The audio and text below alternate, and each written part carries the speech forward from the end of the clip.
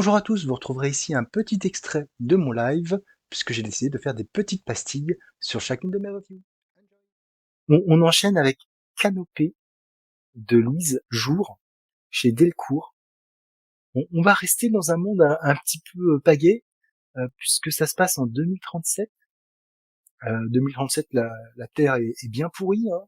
On a fait tout ce qu'il fallait pour qu'elle soit bien pourrie. Et l'Amazonie, on a eu la bonne idée de construire une centrale nucléaire qui a explosé. Et du coup, l'Amazonie est une zone sinistrée ou interdite bah, aux habitants de la Terre, quoi. Ça devient finalement, bien malgré elle, une réserve d'animaux à l'intérieur de laquelle on va retrouver des humains finalement, parce qu'il y avait des humains qui avaient voulu rester dans cette forêt. On les appelle les éco-martyrs.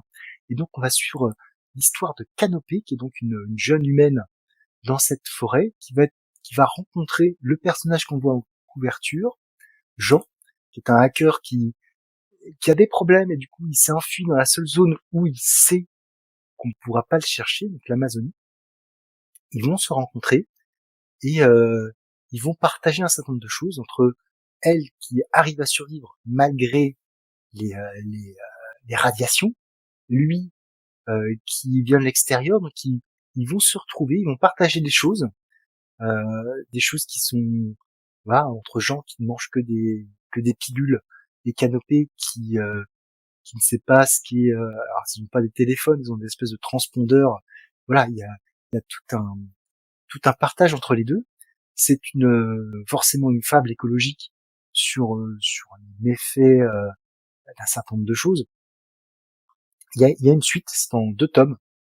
Et c'est plutôt sympathique. Alors, certes, ça reste peut-être un petit peu trop manichéen dans ce que ça peut raconter, mais j'ai passé là aussi un bon moment. C'est pas la BD de l'année. L'histoire complète n'est pas l'histoire de l'année non plus, mais ça reste, ça reste une bonne petite lecture. Mine de rien, il y a quand même un certain nombre de choses qui m'ont paru un petit peu bizarres. Bon, voilà. Par exemple, notre ami Jean va fumer des cigarettes dans un monde où on mange des pilules. Je trouvais ça un peu surprenant. Voilà. Bref, c'est un peu bizarre, mais en tout cas, c'était une expérience. Et puis graphiquement, alors j'ai dû galérer à trouver des planches parce que cette canopée, elle est souvent topless en fait. Je pense que c'est pour ça que j'ai mis cette planche-là. Elle se balade souvent, voilà, comme les tribus amazoniennes, donc avec le strict minimum pour pouvoir évoluer dans la forêt, chasser. Et c'est du coup c'est pour ça. J'avais pas masqué la dernière fois, j'avais masqué, mais là j'ai eu la flemme de masquer, donc c'est pour ça que j'ai pas dû mettre beaucoup d'illustrations. Mais on a un style graphique qui est plutôt sympathique avec certes une identité propre, hein, on peut le voir sur les visages, mais ça reste pas mal. Il y a un peu de poésie, un peu de mysticisme aussi dans cette histoire, et franchement c'était pas mal. Je préfère très largement le tome 1 au tome 2, même si le tome 2 est pas inintéressant dans ce qu'il raconte aussi, mais voilà, une petite lecture sympathique